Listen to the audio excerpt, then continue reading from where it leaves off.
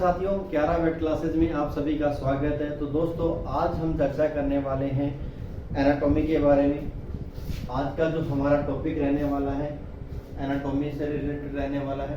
Anatomy के बारे में आज हम चर्चा करने वाले हैं कि एनाटॉमी के बारे में आज हम बेसिक इंट्रोडक्शन है, बेसिक जानकारी के ऊपर हम चर्चा करने वाले हैं। तो सबसे पहले हम बात करते हैं कि फादर ऑफ एनाटॉमी किसे कहा जाता है।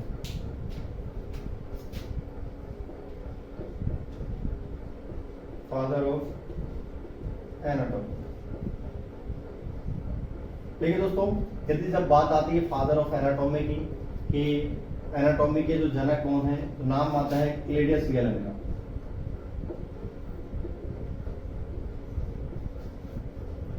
यानी कि क्लेडियस गैलन को फादर ऑफ एनाटॉमी कहा जाता है। ठीक है दोस्तों, आप देखते हैं कि एनाटॉमी का शाब्दिक अर्थ क्या होता है। देखिए, एनाटॉमी दो शब्दों से मिलकर बना है। एक तो कौन सा है, एना, जिसका मतलब होता है शरीर, और दूसरा है टोमी, और जिसका मतलब होता है काट। यानी कि हम कह सकते हैं एनाटॉमी को पशु शरीर को काटकर किया जाने वाला अध्ययन ही क्या कहलाता है, एनाटॉमी कहलाता है। ठीक है दोस्तों, बात हो गई एनाटॉमी की। अब बात करते हैं कि वेटनरी एनाटॉमी क्या होती है।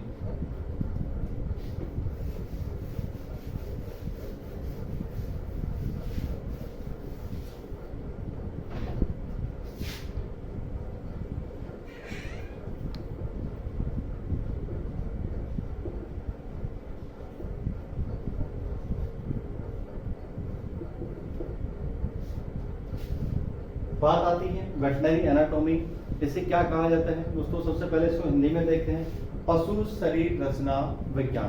क्या कहा जाता है इसे हिंदी में, पशु शरीर रचना विज्ञान।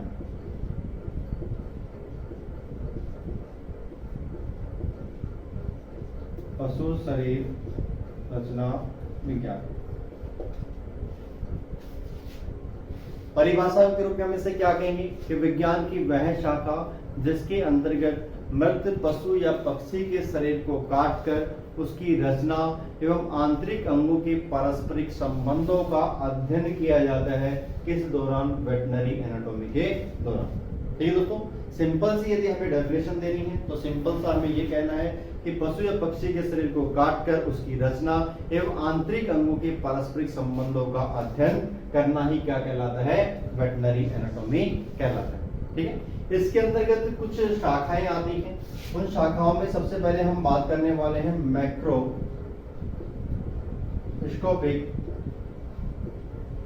एनाटॉमी, या हम इसे कहें तो स्थूल शरीर रचना विज्ञान। स्थूल शरीर रचना विज्ञान। स्थूल शरीर रचना विज्ञान इसे हिंदी में कहा जाता है। देखिए दोस्तों, मैक्रोस्कोपिक एनाटॉमी क्या होती है, इसकी हम बात करते हैं कि मृत पशु के शरीर को काटकर नग्न आंखों से दिखाई देने वाली स्थूल रचनाओं को अध्ययन इसके अंतर्गत किया जाता है। तो थोड़ा सा इसको हम लेते हैं कि मृत शरीर को काटकर नग्न आंखों से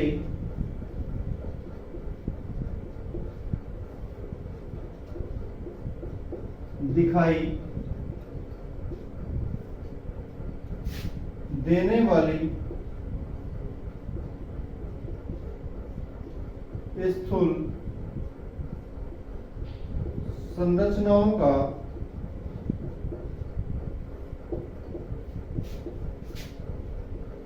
अध्ययन किया जाता है। ठीक है दोस्तों, तो सबसे पहले हम बात कर रहे थे मैक्रोस्कोपिक एनाटॉमी क्या होती है। इसे हिंदी में क्या कहते हैं, स्थूल शरीर रचना विज्ञान कहा जाता है, या इसे ग्रोस एनाटॉमी भी कहा जाता है। परिभाषा के रूप में हम क्या कहेंगे कि मृत पशु के शरीर को काटकर नग्न आंखों से, यानी कि हमने कहा कि इसको देखने के लिए काटने के बाद में जो अध्ययन हम करने वाले हैं उसके लिए हमें किसी भी प्रकार की माइक्रोस्कोप या सूक्ष्मदर्शी की आवश्यकता नहीं होती। उन्हें नग्न आंखों से आसानी से देखा जा सकता है। यानी कि नग्न आंखों से दिखाई देने वाली जो स्थूल संरचनाएं हैं, जो बड़ी संरचनाएं हैं, उन सभी का अध्ययन किसके अंतर्गत किया जाता है? मैक्रोस्कोपिक एनाटॉमी के अंतर्गत किया जाता है। जैसे फॉर एग्जांपल हम बात करते हैं,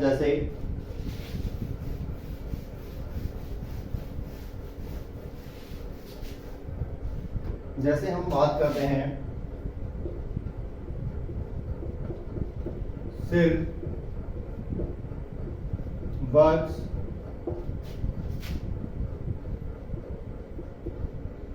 अगले पैर की हड्डियां,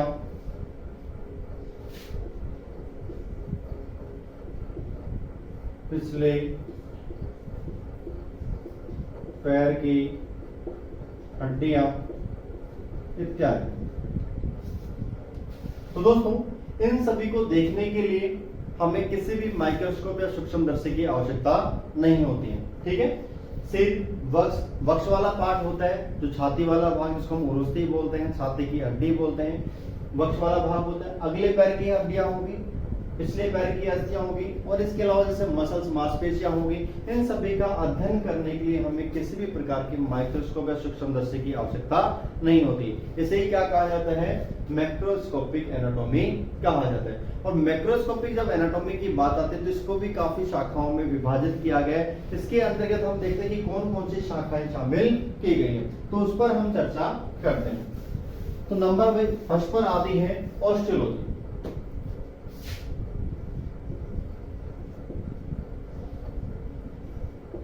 ठीक है दोस्तों, सबसे पहले हम बात करने वाले हैं ऑस्टियोलॉजी के बारे में। ऑस्टियोलॉजी के अंदर किसका अध्ययन किया जाता है? अभी अस्थियों का अध्ययन किया जाता है।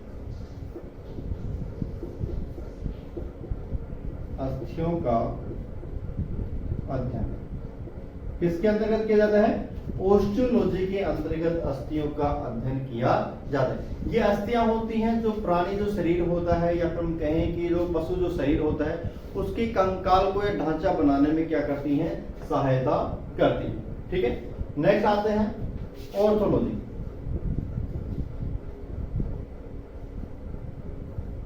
या इसे हम बात करें, ऑर्थोलॉजी को दूसरे नाम से सिंडेस्मोलॉजी भी कहा जाता है।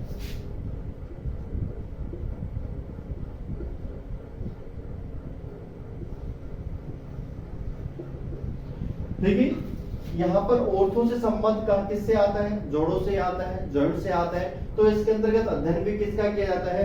जोड़ों से संबंधित अध्ययन किया जाता है। क्या हम कह सकते हैं? जोड़ों का अध्ययन ऑर्थोलॉजी के अंतर्गत किया जाता है। नेक्स्ट आता है मायोलॉजी।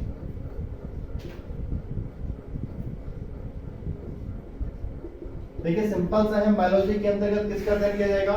मांसपेशियों का अध्ययन किया जाता है। मांसपेशियों का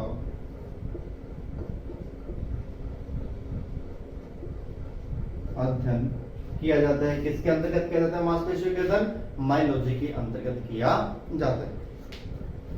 ये तो था दोस्तों बेसिक, हमने सबसे पहले बात की। ऑस्टियोलॉजी के अंदर किसका अध्ययन किया जाता है? अस्थियों का। ऑर्थोलॉजी या सिंडेस्मोलॉजी के अंतर्गत किसका अध्ययन किया जाता है? जोड़ों का अध्ययन किया जाता है। नेक्स्ट आता है मायोलॉजी के अंतर्गत किसका अध्ययन किया जाता है? मांसपेशियों का अध्ययन किया जाता है। ठीक है। अब नेक्स्ट आता है स्पेंचोलॉजी। नेक्स्ट हम बात करते हैं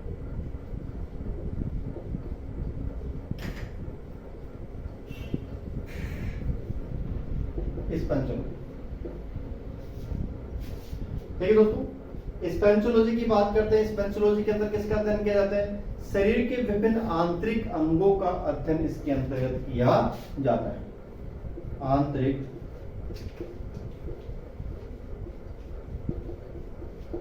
अंगों का अध्ययन स्पेंचोलॉजी के अंतर्गत किया जाता है। जैसे हम बात करें डाइजेस्टिव सिस्टम, एग्जाम्पल में हम बात करते हैं डाइजेस्टिव,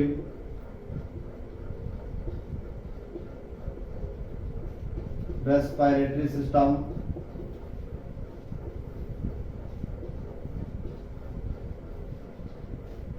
एक्सक्रीटरी सिस्टम,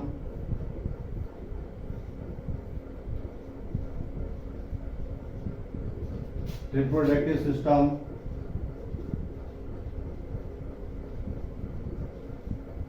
इत्यादि।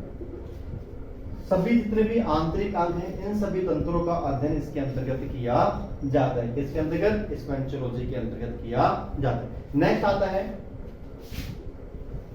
एंजियोलॉजी। देखिए दोस्तों, नेक्स्ट इसकी शाखा आती है एंजियोलॉजी के अंतर्गत। किसका अध्ययन किया जाता है? हृदय,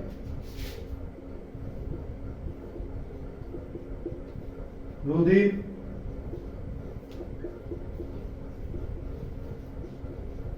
रुधिर वाहिनियां,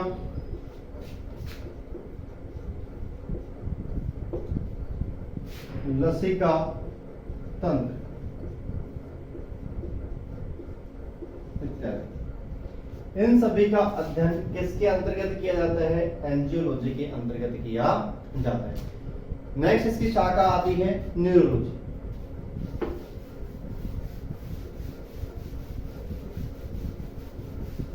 क्या नेक्स्ट शाखा की हम बात करते हैं कि नेक्स्ट इसकी शाखा कौन सी रहने वाली है?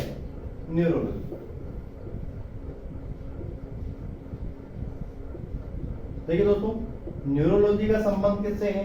नर्वस सिस्टम से है। तो बेसिक से है कि नर्वस सिस्टम यानी कि तंत्रिका, तंत्र का जो अध्ययन है किसके अंतर्गत किया जाता है? न्यूरोलॉजी के अंतर्गत किया जाता है। तंत्रिका, तंत्र का अध्ययन न्यूरोलॉजी के अंतर्गत किया जाता है। जैसे हम बात करें स्नायु तंत्र,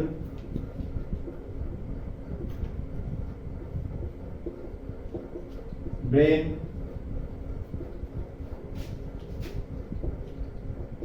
मस्तिष्क, इन सभी का अध्ययन किसके अंतर्गत किया जाता है? न्यूरोलॉजी के अंतर्गत किया जाता है। नेक्स्ट आता है एस्थेसियोलॉजी।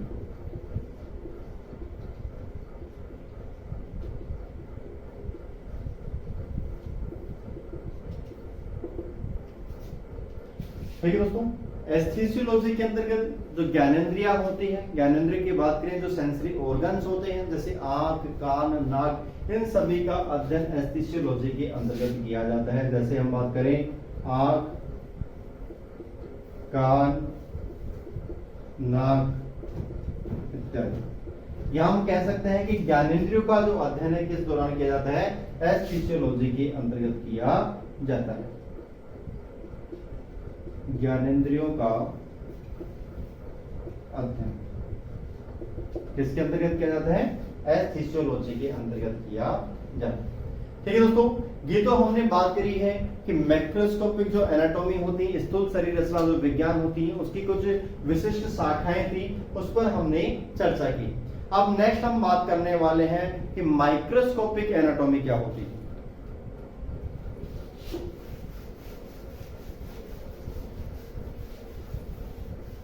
नेक्स्ट हम बात करने वाले हैं माइक्रोस्कोपिक एनाटॉमी के बारे में।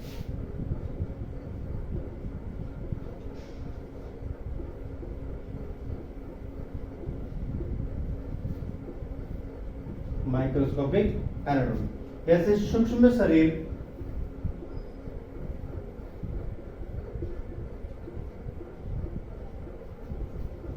रचना विज्ञान भी कहा जाता है।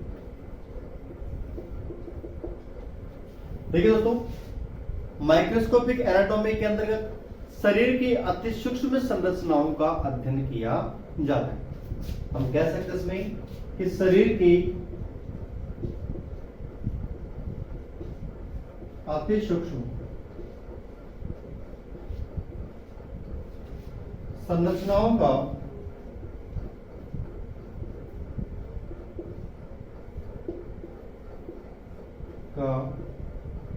अध्ययन किया जाता है। किस दौरान? माइक्रोस्कोपिक एनाटॉमी के दौरान किया जाता है, जिनको नग्न आंखों से नहीं दिखाई देने वाली संरचनाओं का अध्ययन माइक्रोस्कोपिक एनाटॉमी के अंतर्गत किया जाता है। जैसे फॉर एग्जांपल हम बात करते हैं, जैसे ही सेल, कोशिका या टिश्यू, ऊतक। तो शरीर की जो कोशिकाएं होती हैं वो छोटी इकाई होती हैं शरीर की, जिनको नग्न आंखों से नहीं देखा जा सकता है। टिश्यू, कोशिका, इन सभी को देखने के लिए हमें माइक्रोस्कोप या सूक्ष्मदर्शी की आवश्यकता पड़ती है। ठीक है दोस्तों, और जिसके लिए हमें माइक्रोस्कोपिक की आवश्यकता पड़ती है, सूक्ष्मदर्शी की आवश्यकता पड़ती है, उस विज्ञान को हम क्या कहते हैं? माइक्रोस्कोपिक एनाटॉमी कहा जाता है। अब नेक्स्ट आती है एम्ब्रायोलॉजी।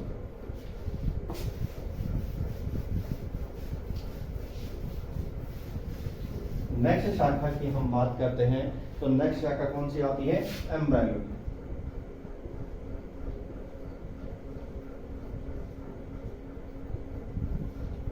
या इसे कहेंगे भ्रूण विज्ञान।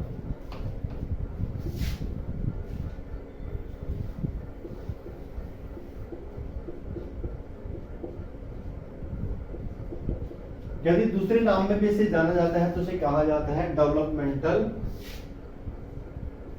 एनाटॉमी।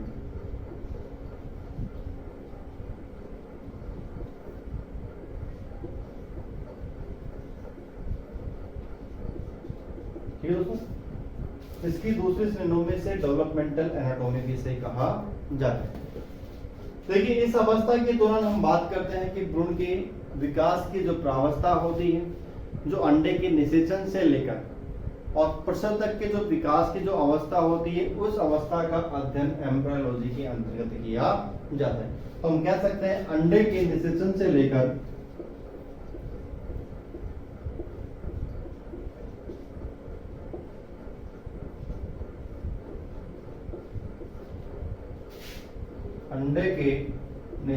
लेकर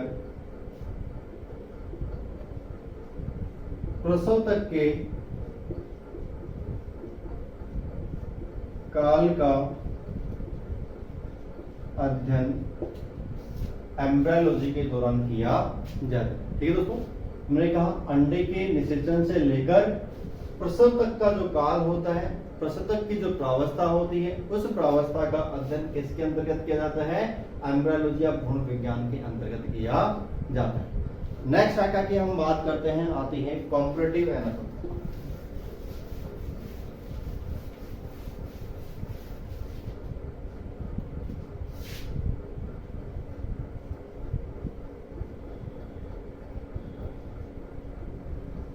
कॉम्परेटिव एनाटॉमी या ऐसे हिंदी में कहेंगे तुलनात्मक शरीर रचना विज्ञान।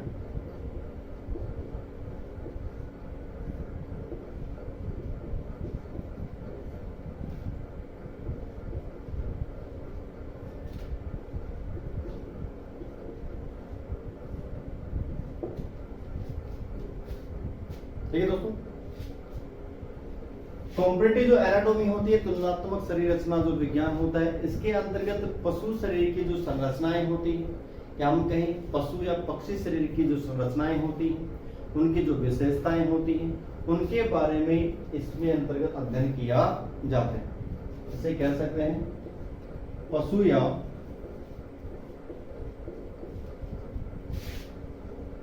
पक्षी की अलग अलग जातियों में संरचनाओं एवं उनकी विशेषताओं का अध्ययन किया जाता है। यानी कि जो पशु और पक्षी की जो अलग अलग जातियां होती हैं, उनकी जो अलग अलग संरचनाएं होती है, उनकी अलग अलग जो विशेषताएं होती है, उन सभी का जो तुलनात्मक रूप से अध्ययन कॉम्परेटिव एनाटॉमी के दौरान किया जाता है। जैसे हम बात करें फॉर एग्जांपल में गाय की ह्यूमरस,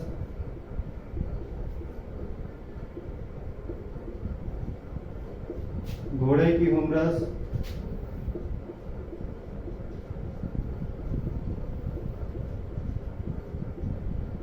कुत्ते की हुमरस,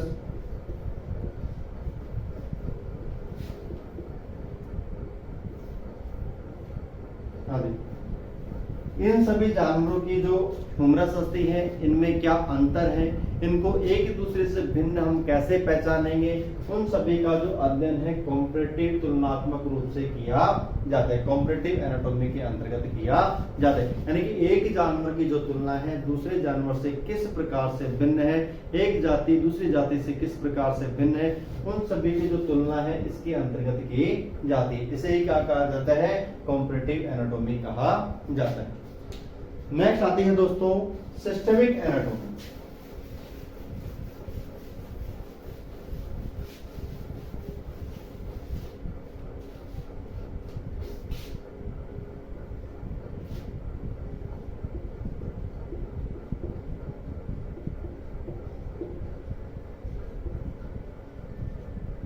कैसे संस्थानिक शरीर रचना विज्ञान भी कहा जाता है।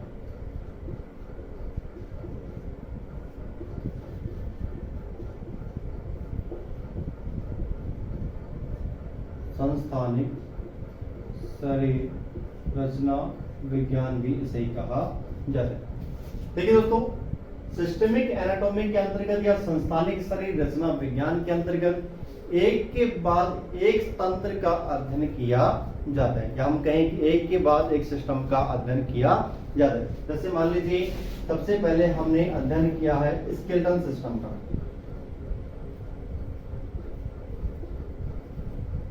इसके बाद में हमने अध्ययन किया है एंजियोलॉजी का, उसके बाद में न्यूरोलॉजी,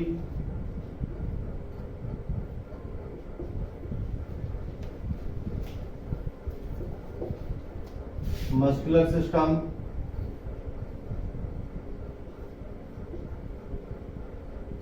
आदि।